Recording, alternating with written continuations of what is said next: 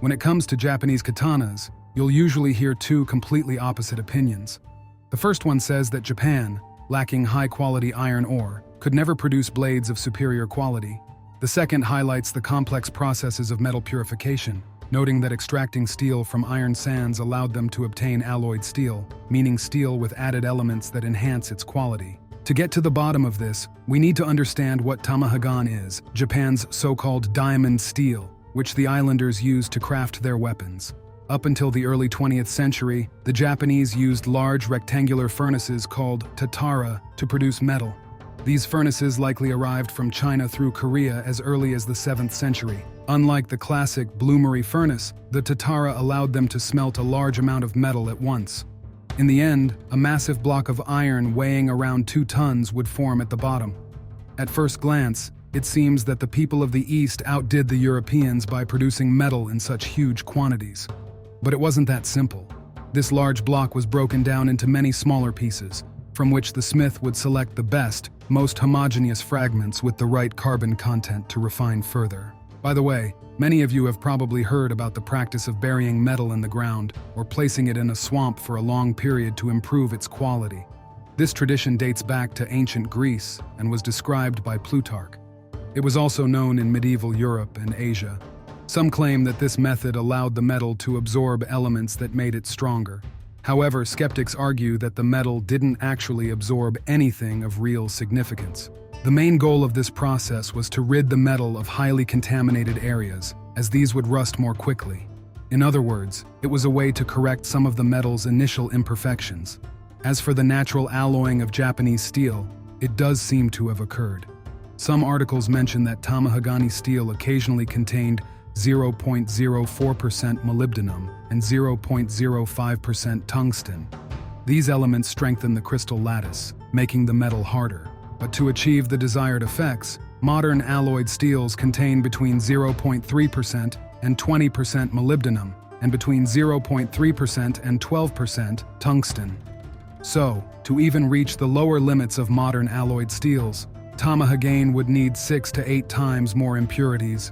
Moreover, it was difficult to increase the concentration of molybdenum back then because, during long smelting in bloomeries, it would burn off. Today, to properly distribute tungsten, molten metal is spun in centrifuges. So while natural alloying did occur during medieval Japanese steel production, it probably didn't result in any significant changes to the metal's properties. True alloying only came about with the Industrial Revolution in the 19th century. Interestingly, small amounts of molybdenum, titanium, vanadium, and nickel were also found in German ores. I doubt the multi-layered construction of Japanese blades would have surprised European blacksmiths, as this technology is as old as metallurgy itself. Overall, by selecting the best fragments from the large mass of metal, using primitive purification systems, and combining multiple layers and blanks with different carbon content, the Japanese likely produced decent weapons for their time. But let's not idealize things. There are studies on blades from the 16th century, particularly those made by the famous Muramasa dynasty of blacksmiths. These studies show that the amount of slag, which negatively impacts the quality of steel, in these blades is 50 to 100 times higher than in average modern steel. Additionally, the concept of namban-tetsu supports the idea that Japanese steel didn't possess extraordinary properties. This refers to European steel that Japanese weapon blacksmiths eagerly used from the 17th century onward. So, European steel was at least competitive, despite the fact that the Japanese were always very attached to their traditions. Overall, researchers have concluded that the purest and highest quality metal of the past was the Indo-Persian crucible steel, which was the closest to modern steel in terms of quality.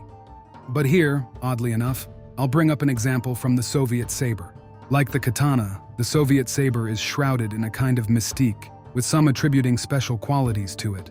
But in fact, the models used by the Russian Empire and later the USSR were simple, slightly curved sabers with a basic handle. It's important to note that the early Caucasian sabers were a slightly different story. However, today we're focusing on the metal from which weapons were made.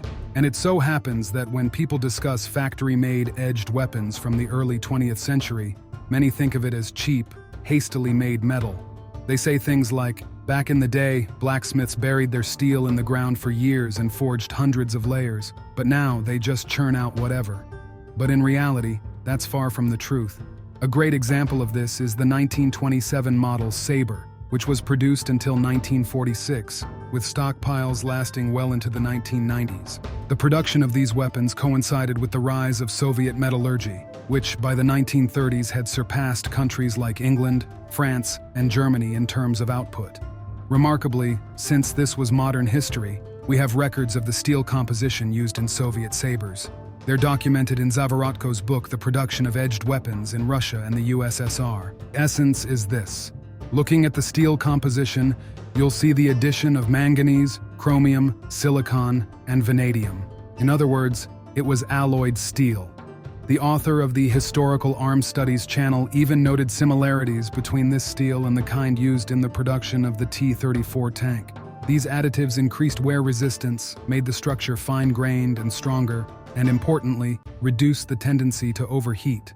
For example, sharpening a blade with a whetstone would cause it to overheat and lose its temper. In fact, the Russian Empire even issued a circular forbidding this kind of sharpening. The production of the 1927 Sabre model involved several processes, including normalizing, heating, and cooling in air, then reheating and cooling in mineral oil, tempering in a lead bath, grinding, and tempering again in a lead bath. So it wasn't some primitive, mass-produced sheet metal as some people think, but rather blades made of alloyed steel marked X7, resembling the high-quality modern 50 HGA steel used for large springs and shock absorbers. The hardness of the tempering reached 52 on the Rockwell scale. But keep in mind that hardness isn't the same as strength. Katana blades could be tempered to 62 units, while the main body of the blade would have around 40. In general, unlike the medieval katana, the Soviet saber was truly alloyed, meaning it contained impurities in sufficient quantities to significantly impact its properties. Something tells me this kind of metal would have been in high demand in the Middle Ages. From 1941 to 1942 alone, the Orjonikidze wagon repair plant produced 69,000 sabers.